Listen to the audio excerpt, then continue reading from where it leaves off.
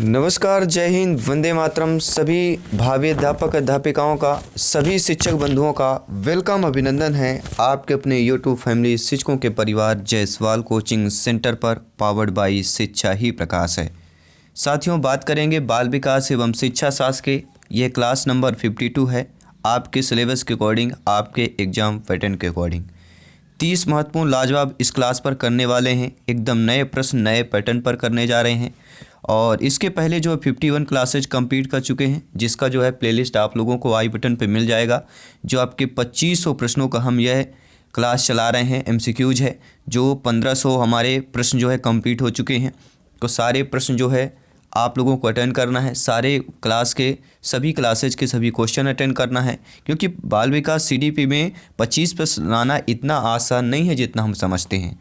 क्योंकि इसीलिए कहते हैं प्रत्येक क्लास के प्रत्येक सेशन का प्रत्येक क्वेश्चन इंपॉर्टेंट होता है। तो चलिए साथियों, जिनका सपना है बाल विकास में 25 प्लस का स्कोर करना, क्लास को कंटिन्यू करते हैं। और 30 महत्वपूर्ण प्रश्नों में से जो भी आप लोगों का फीडबैक हो, आप लोगों को कमेंट करके फीडबैक करके अवश्य बताना है।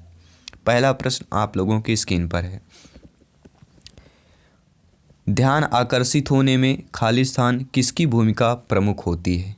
उद्दीपन की तीव्रता की, उद्दीपन की उपादेयता की, उद्दीपन की सक्रियता की, उद्दीपन की विश्वसनीयता की।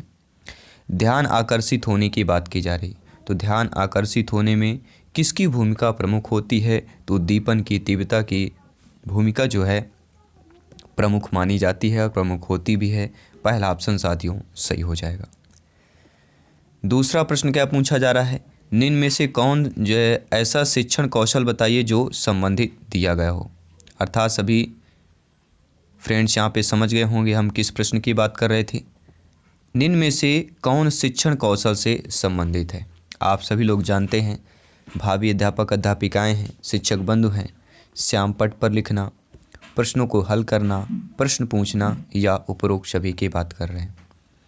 तो हम बात कर रहे हैं शिक्षण कौशल से संबंधित की बात कर रहे हैं। तो श्याम पट पर लिखना भी शिक्षण कौशल से संबंधित है, प्रश्नों को हल करना भी है और प्रश्न पूछना भी है। अर्थात यहाँ पे उपरोक्त सभी डी वाला ऑप्शन सही हो जाएगा। ये सारे ऑप्शन जो है शिक्षण कौशल से संबंधित दिए गए हैं। अगला प्रश्न है, पठन पाठन में शिक्षकों को क्या करना चाहिए? जो पठन पाठन की प्रक्रिया होती है उसमें शिक्षकों को ज्ञान का मौखिक स्थानांतरण करना चाहिए, जिज्ञासु प्रवृत्ति का प्रोत्साहन करना चाहिए, कक्षा कक्ष में पाठ्य पुस्तक द्वारा शिक्षण करना चाहिए या उपरोक्त में से कोई नहीं। आपका कमेंट, आपका फीडबैक सर्वोपरि है, सम्मान है। प्रत्येक भाई बहन, शिक्षक बंधु, गृहिणी जिनका सपना है गवर्नमेंट टीचर बनना, अध्यापक अध्यापिका बनना। साथियों, पठन पाठन में जो शिक्षकों को करना चाहिए वह जिज्ञासु प्रवृत्ति को प्रोत्साहन करना चाहिए। जो भी जिज्ञासु प्रवृत्ति हो, जिज्ञासु प्रवृत्ति को प्रोत्साहन करना चाहिए। पठन पाठन में शिक्षकों की बात करेंगे तो ऑप्शन नंबर बी यहाँ पे साथियों सही हो जाएगा कि जिज्ञासु प्रवृत्ति का प्रोत्साहन की बात कर रहे हैं। अगला प्रश्न है, शिक्षण के दौरान आवाज़ में उतार चढ़ाव उदाहरण है?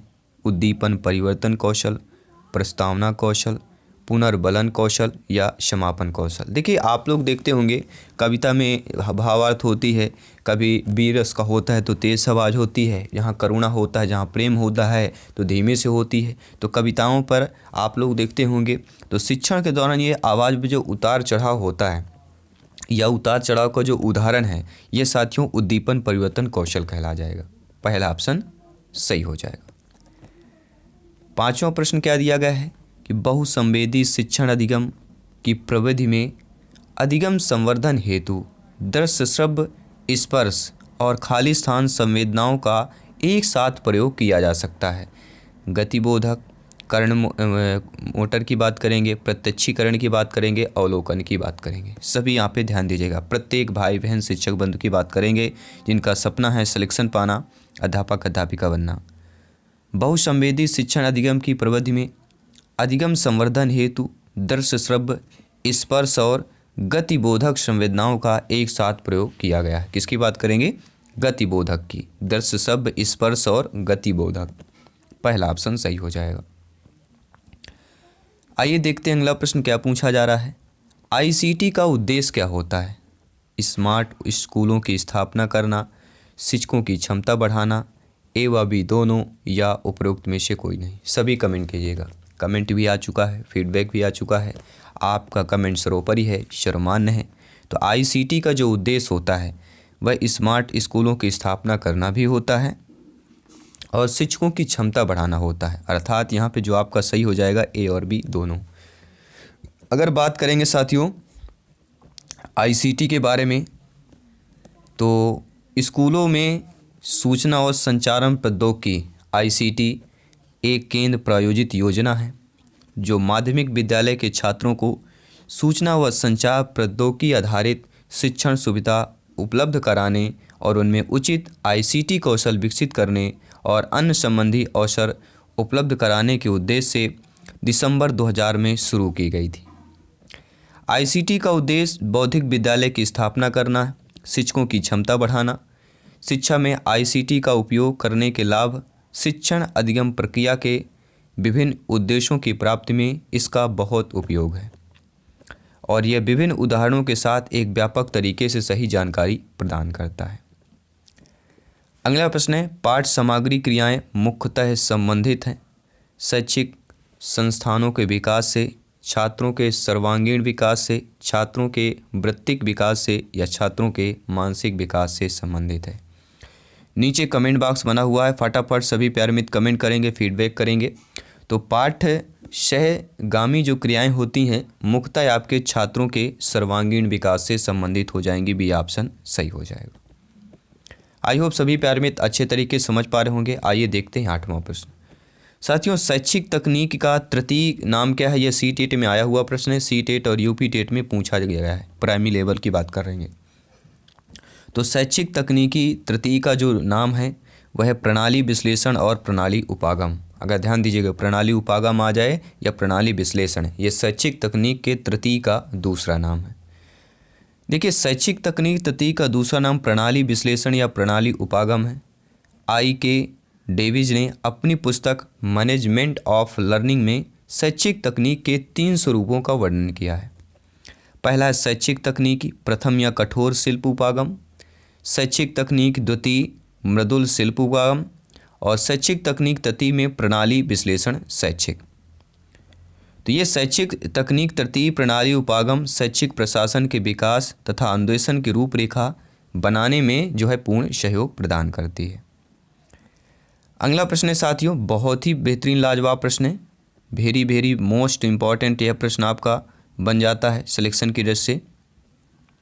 तो छात्रों के द्वारा अधिक से अधिक ज्ञानेंद्रियों का उपयोग निम्नलिखित को प्रभावित करता है। देखिए छात्र की बात कर रहे हैं, तो छात्रों के द्वारा अगर बच्चे जो है बालक बालिकाएं अधिक से अधिक ज्ञानेंद्रियों का उपयोग कर रहे हैं तो वह प्रभावित करेंगे, शिक्षण प्रक्रिया को प्रभावित करता है, अधिगम प्रक्रिया को करता है, अधिगम उत्पाद को करता है या अधिगम उत्पाद एवं प्रक्रिया दोनों को करता है।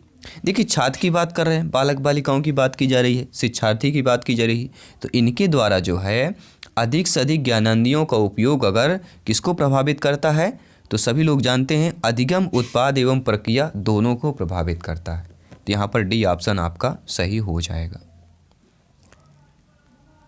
अगला प्रश्न है, निम्नलिखित में से कौन सा शिक्षण का एक नवाचारी दूत है? टेलीस्कोप, इंटरनेट, फेसबुक या ब्लैक बोर्ड की बात कर रहे हैं।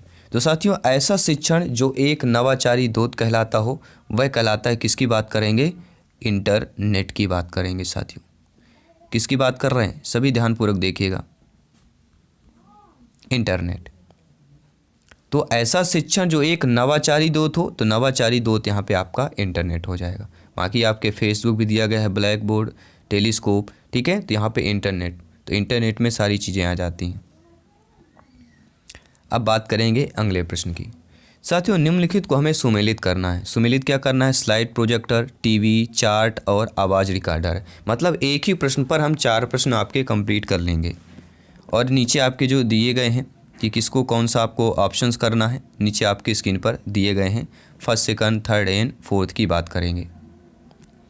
तो ध्यानपूर्वक आपको समझना है, हमने जूम भी कर दिया ताकि आप लोगों को अच्छे तरीके से समझने में कोई दिक्कत ना हो, परेशानी ना हो, ठीक है, आप अच्छे तरीके से देख सकें, समझ सकें और अपना अपना फीडबैक कर सकें। चलिए तो यहाँ पे दिया गया, हम पहले मिलान कर लेते हैं कि स्लाइड जो प्रोजेक्टर है साथियों, स्लाइड प्रोजेक्टर जो होता है प्रक्षेपण साधन कहलाता है, सभी जानते हैं। टीवी हमारा दृश्य शब्द दोनों कहलाती है। और जो चार्ट होता है, चार्ट केवल हमारा दृश्य साधन होता है, दिखाई देता है। जो आवाज़ रिकॉर्डर होता है वह केवल हमें श्रव्य साधन होता है। तो ये हमारा जो पहला ऑप्शन में कूट दिया गया है वह वाला हमारा सही हो जाएगा। ठीक है, आई होप आप समझ गए होंगे। स्लाइड प्रोजेक्टर प्रक्षेपण साधन, टीवी दृश्य शब्द दोनों साधन है, चार्ट हमारा दृश्य है और श्रव्य हमारा आवाज़ रिकॉर्डर, डी वाला हो जाएगा। बात करेंगे साथियों अगले प्रश्न की। एक विषय पर सर्वाधिक एवं आधुनिकीकृत सूचना किस दोष से प्राप्त होती है? आपके विश्वकोश से, इंटरनेट से, नवीनतम अकादमिक पत्रिकाएं से या अंतर्राष्ट्रीय सम्मेलन से प्राप्त होती हैं। तो एक विषय पर सर्वाधिक एवं आधुनिकीकृत सूचना किस दोष से प्राप्त होती है? तो वह दोष आपका इंटरनेट है, बी ऑप्शन सही हो जाएगा। आइए बात कर लेते हैं अगले प्रश्न की। मीडिया का एक उदाहरण जो अधिगमकर्ता को प्रत्यक्ष प्रस्तुतिकरण के द्वारा अधिगम में सहायक होता है वह है शैक्षिक टेलीविज़न, शैक्षिक प्रसारण, ओवरहेड प्रोजेक्टर की बात करेंगे या टेलीफोन की बात करेंगे। वो सारे आपके नाम सुने हुए हैं, जाने हुए हैं, देखे हुए हैं। तो मीडिया का एक उदाहरण जो अधिगमकर्ता को प्रत्यक्ष प्रस्तुतिकरण के द्वारा अधिगम में सहायक होता है वह है शैक्षिक टेलीविज़न, ए ऑप्शन सही हो जाएगा। अगला प्रश्न दिया गया है, कठोर शिल्प उपागम किस सिद्धांत पर आधारित होता है? औद्योगिक, इंजीनियरिंग, व्यावसायिक, अनुदेशन। हम किसकी बात कर रहे हैं? कठोर शिल्प उपागम जो है किस सिद्धांत पर आधारित होता है? तो ये आपके इंजीनियरिंग सिद्धांत के उपागम पर आधारित होता है, बी ऑप्शन साथियों सही हो जाएगा। अगला प्रश्न है, कोमल शिल्प उपागम किससे संबंधित होता है? तो आप सभी लोग जानते हैं, रेडियो से, दूरदर्शन से, कंप्यूटर से या मनोवैज्ञानिक सिद्धांतों के अनुप्रयोग से होता है। प्रत्येक भाई बहन शिक्षा बंधु कमेंट कीजिए, फीडबैक कीजिए। जिनका सपना है अध्यापक अध्यापिका बनना, अपने माता पिता के सपनों को साकार करना, अपने सपनों को साकार करना, क्योंकि ये तैयारी एग्ज़ाम फतेह की है। जब एग्ज़ाम फतेह करोगे तो सिलेक्शन अवश्य मिलेगा साथियों। तो कोमल शिल्प उपागम की बात कर रहे हैं। तो कोमल शिल्प जो उपागम होता है वह मनोवैज्ञानिक सिद्धांतों के अनुप्रयोग से होता है, डी ऑप्शन सही हो जाएगा। ठीक है, अगर कठोर आ जाएगा कठोर शिल्प उपागम तो आपको इंजीनियरिंग पर ऑप्शन पे करना है, और कोमल शिल्प उपागम आता है तो मनोवैज्ञानिक सिद्धांतों के अनुप्रयोग की बात कर रहे हैं। और अगला प्रश्न है, श्याम पट पर लिखते समय सबसे महत्वपूर्ण कार्य क्या होता है? बड़े अक्षरों में लिखना, छोटे अक्षरों में लिखना, अच्छी लिखावट या लेखन में श्रेष्ठता। बहुत ही सरल और साधारण प्रश्न पूछा गया है और आपको सरल तरीके से आपको समझना है और फीडबैक करना है। तो श्याम पट पर जो है लिखते समय सबसे महत्वपूर्ण क्या होता है? वह होता है लेखन में स्पष्टता। छोटे बड़े से नहीं होता, ना ही अच्छी लिखावट। अगर आप पे लेखन में स्पष्टता है, बच्चे समझ पा रहे हैं, तो वही अच्छी लिखावट कहलाती है। यहाँ पे डी ऑप्शन सही हो जाएगा।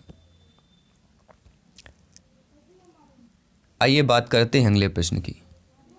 निम्न में से कौन श्रव्यदृश्य सामग्री का उद्देश्य है? शिक्षण को प्रभावशाली बनाना, सकारात्मक सृजनात्मकता उत्पन्न करना, छात्रों को क्रियाशील बनाना, विषय वस्तु में अरुचि उत्पन्न करना। कौन सा ऑप्शन सही हो जाएगा? First second third, first and fourth, first third fourth या सेकंड थर्ड फोर्थ? देखिए, श्रव्यदृश्य सामग्री का उद्देश्य पूछा जा रहा है, तो ऐसा आपको बताइए ऐसा ऑप्शंस जो श्रव्यदृश्य सामग्री का उद्देश्य है। तो शिक्षण को प्रभावशाली बनाना श्रव्यदृश्य सामग्री का उद्देश्य हो जाएगा। सकारात्मक सृजनात्मकता उत्पन्न करना, ये भी श्रव्यदृश्य सामग्री का उद्देश्य हो जाएगा।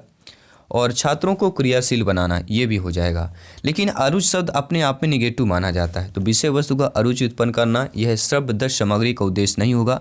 तो हमारे फर्स्ट, सेकंड और थर्ड हो जाएंगे, अर्थात 1, 2 एवं 3 वाले, पहला ऑप्शन जो है सही हो जाएगा। आइए बात करते हैं अगले प्रश्न की। श्याम पट को शिक्षण सामग्री के किस समूह के अंतर्गत किया जा सकता है?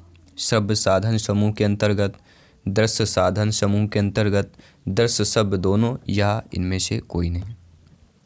सभी कमेंट करेंगे, फीडबैक करेंगे। श्याम पट को शिक्षण सामग्री के किस समूह के अंतर्गत किया जा सकता है। देखिए श्यामपट्ट की बात कर रहे हैं तो श्यामपट्ट हमारा दृश्य साधन पर ही आता है, क्योंकि श्यामपट्ट तो बोलता नहीं है, बोलता तो टीचर है, शिक्षक है, शिक्षिकाएं हैं। श्यामपट्ट केवल दिखाई देता है, तो श्यामपट्ट हमारा दृश्य पर आ जाएगा।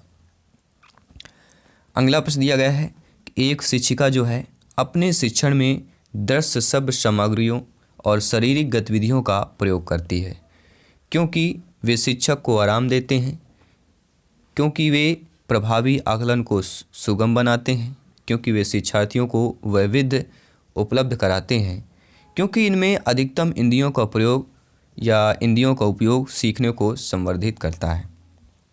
तो आप सभी लोग जानते हैं एक शिक्षिका, एक अध्यापिका अपने शिक्षण में दृश्य शब्द सामग्री और शारीरिक गतिविधियों का प्रयोग करती है, क्योंकि इनमें जो है अधिकतम इंद्रियों का उपयोग सीखने को संवर्धित करता है। तो साथियों यहाँ पर आप लोगों का according to questions right option number D हो जाएगा। आइए साथियों बात कर लेते हैं अगले प्रश्न की। निम्नलिखित में से कौन जो है कंप्यूटर के कामकाज के लिए मानवीय अनुभूति की तुलना करता है। देखिए आप लोग स्कूलों में देखते होंगे आजकल कंप्यूटर में सारी चीज़ें ऑनलाइन हो गया है। कंप्यूटर हर एक विद्यालय में, हो सकता है कहीं जो प्राइमरी लेवल पर विद्यालय में अभी बहुत कम जगह देखने को मिलेगा होगा, लेकिन मिडिल और हायर में काफ़ी सारी ये सुविधाएँ हो चुकी हैं। तो कंप्यूटर के कामकाज के लिए मानवीय अनुभूति की जो तुलना करता है वह तंत्रिका प्रक्रम है, नेटवर्क मानचित्रण है, सूचना प्रक्रम है या मन मानचित्रण है। तो कंप्यूटर के कामकाज के लिए जो मानवीय अनुभूति की तुलना करता है वह सूचना प्रक्रम की करता है। सी ऑप्शन सही हो जाएगा। अगला प्रश्न क्या पूछा गया है, बहुत ही बेहतरीन लाजवाब प्रश्न पूछा गया है, ध्यानपूर्वक समझिएगा। समस्या समाधान प्रायः उन विद्यालयों में सफल है जहां केवल उच्च स्तरीय शैक्षिक उपलब्ध पर ही बल दिया जाता है, अध्यापक केंद्रित शिक्षा पाठ प्रभावी है, परिवर्तनशील लचीली पाठचर्या है या कक्षाओं में छात्र का समूहीकरण उपलब्ध है। तो समस्या समाधान प्राय उन विद्यालयों में सफल है जहां परिवर्तनशील और लचीली पाठचर्या है। हम बात करेंगे ऑप्शन नंबर सी की बात करेंगे। आइए देखते हैं साथियों अगला प्रश्न। अपने अनुभवों और लक्षणों के आधार पर उपकरणों में खराबी के कारण उसकी जो परिकल्पना का परीक्षण कर रवि जो है उपकरणों की मरम्मत करता है। अर्थात साथियों अपने अनुभव और लक्ष्यों के आधार पर, मान लीजिए आपकी नियुक्ति होती है, आप लोग अध्यापक अध्यापिका बनते हैं, आपके ही कक्षा का एक छात्र, एक बालक बालिका जो अपने ही अनुभवों के आधार पर उपकरणों में खराबी की कारण की परिकल्पना का परीक्षण कर कि क्या खराबी हुई है, फिर उसका क्या है उस उपकरण की मरम्मत भी करता है। कौन? रवि कर रहा है। रवि एक बालक है। तो यह जो उपयोग करता है यह अंतर्दृष्टि का है, कालन विधि का है, मानसिक का है या अनुमानी विधि का है। सभी कमेंट कीजिएगा। तो ये हमारा कौन सा कहला जाएगा? अनुमानी विधि का कहला जाएगा। और लगभग 2018 सीटेट में यह आया हुआ प्रश्न है। अगला प्रश्न है, एक प्राथमिक कक्षा कक्ष में एक शिक्षक को क्या करना चाहिए? केवल गैर उदाहरण देने चाहिए, उदाहरण एवं गैर उदाहरण दोनों देने चाहिए, उदाहरण गैर उदाहरण दोनों नहीं देने चाहिए या केवल उदाहरण देना चाहिए?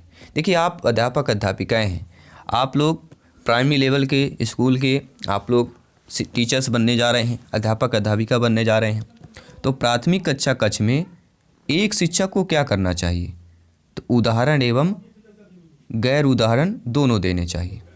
तो यहाँ पर आप लोगों के बी ऑप्शन जो है सही हो जाएगा। आइए बात कर लेते हैं दोस्तों अगले प्रश्न। निम्न में से कौन सी शिक्षण विधि प्रगतवादी सिद्धांतों पर आधारित है? आगमन की बात करेंगे, समस्या समाधान की बात करेंगे, प्रश्नोत्तर की बात करेंगे, निगमन की बात करेंगे। तो कौन सी शिक्षण विधि जो प्रगतवादी सिद्धांतों पर आधारित है वह साथियों समस्या समाधान विधि की बात करेंगे। 4-5 प्रश्न और भी 5-6 प्रश्न बच्चों, इनको भी कंप्लीट करते हैं, इस क्लास को कंप्लीट करते हैं। निम्न में से कौन सी शिक्षण विधि प्रजातांत्रिक नहीं है? प्रोजेक्ट विधि, सहभागी विधि, व्याख्यान विधि, सामूहिक परिचर्चा विधि। देखिए हम किसकी बात कर रहे हैं? ऐसी शिक्षण विधि जो प्रजातांत्रिक ना हो। देखिए प्रोजेक्ट, सहभागी और समूह परिचर्चा ये हमारी प्रजातांत्रिक विधियां हैं, लेकिन जो व्याख्यान विधि होती है प्रजातांत्रिक विधि नहीं कहलाती। इसलिए according to questions right option number C हो जाएगा। कोई भी डाउट हो आपका कमेंट सर्वोपरि है, फीडबैक सर्वमान्य है। प्रत्येक भाई बहन शिक्षक बंधु अपना अपना कमेंट अपना अपना फीडबैक कर सकते हैं। साथियों, परियोजना शिक्षण विधि के प्रणेता कौन है?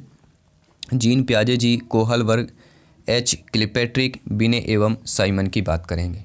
तो परियोजना शिक्षण विधि के जो प्रणेता माने जाते हैं आपके एच किलपैट्रिक माने जाते हैं। इनका पूरा नाम है विलियम एच किलपैट्रिक। परियोजना शिक्षण विधि के प्रणेता जॉन डीवी के शिष्य विलियम एच किलपैट्रिक, ये जान दीजिएगा। तो विलियम एच किलपैट्रिक के गुरु कौन है? जॉन डीवी हैं, और जॉन डीवी का शिष्य कौन है? विलियम एच किलपैट्रिक है। किलपैट्रिक के अनुसार परियोजना वह उद्देश्यपूर्ण कार्य है जिसे लगन के साथ सामाजिक वातावरण में किया जाता है, अर्थात प्रोजेक्ट विधि विद्यार्थियों के वास्तविक जीवन से संबंधित किसी समस्या का हल खोज निकालने के लिए अच्छी तरह से चुना हुआ एक कार्य है और जिसे पूर्ण स्वाभाविक परिस्थितियों में सामाजिक वातावरण में ही पूर्ण किया जाता है। आइए देखते हैं अगला प्रश्न। निचली कक्षाओं में पढ़ाते समय एक शिक्षक को प्राथमिकता देनी चाहिए। तो किस प्रकार की प्राथमिकता देनी चाहिए? व्याख्यान विधि को देनी चाहिए, दत्तकार को देना चाहिए, कहानी कथन को देना चाहिए, या साथियों समूह परिचर्चा को या समूह चर्चा को देना चाहिए। तो निचली कक्षाओं की बात कर रहे हैं, तो निचली कक्षाओं अर्थात प्राइमरी लेवल की बात कर रहे हैं। तो निचली कक्षाओं में पढ़ाते समय एक शिक्षक को प्राथमिकता देनी चाहिए। आप लोग भावी अध्यापक अध्यापिकाएं हैं, आपको किस पर प्राथमिकता देनी चाहिए? तो आपको कहानी कथन की प्राथमिकता देनी चाहिए, क्योंकि हम बात कर रहे हैं निचली कक्षाओं की बात करेंगे, प्राइमरी लेवल की बात करेंगे। तो सी ऑप्शन यहाँ पर साथियों आप लोगों का सही हो जाएगा। आइए देखते हैं तीसवां प्रश्न, इसके बाद एक मॉक क्वेश्चन भी करेंगे। कक्षा में या कक्षा शिक्षण में सामूहिक क्रियाकलाप का उद्देश्य क्या होता है? आप लोग अक्सर देखते होंगे कक्षा शिक्षण में जो है सामूहिक क्रियाकलाप जो होता है उसका उद्देश्य शिक्षक के कार्यभार को कम करना होता है, अधिकांश बच्चों को अधिक अधिगम में शामिल करना, या अवधारणाओं को प्रभावपूर्ण ढंग से स्पष्ट करना, या बच्चों को जो है स्वच्छंदता प्रदान करना। तो कक्षा शिक्षण में जो सामूहिक क्रियाकलाप होती है इसका जो उद्देश्य होता है वह अधिकांश बच्चों को अधिगम में शामिल करना होता है। बी ऑप्शन सही हो जाएगा। तो आइए जान लेते हैं आज का मॉक क्वेश्चन क्या पूछा जा रहा है। आप लोगों की स्क्रीन पर है कि फ्रोबेल ने निम्नलिखित में से किस खेल पर प्रमुख दिया है?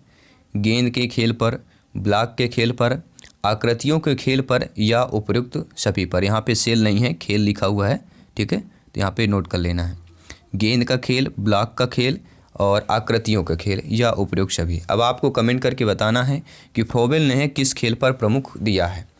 तो ये रहा आज का मॉक क्वेश्चन, और मॉक क्वेश्चन आपको कमेंट करना है। साथ ही साथ इस 30 महत्वपूर्ण के क्लास में, क्लास नंबर 52 में जो भी आपको फीडबैक हो, 10+ हो, 15+ हो या 20 वेब, जितना भी स्कोर हो, नीचे कमेंट बॉक्स बना हुआ है, आप लोग कमेंट कीजिए, अपना स्कोर प्राप्त कीजिए। अपने स्कोर को दृढ़ता से और बढ़ाते जाइए, प्रिपरेशन करते जाइए, क्योंकि सिलेक्शन यहाँ पे सर्वोपरि है। मैं आपके साथ जयसवाल सर, जल्द मिलते हैं साथियों नेक्स्ट क्लास पर, नेक्स्ट प्रैक्टिस सेट पर। सभी मित्रों को जय हिंद, वंदे मातरम, धन्यवाद सभी का।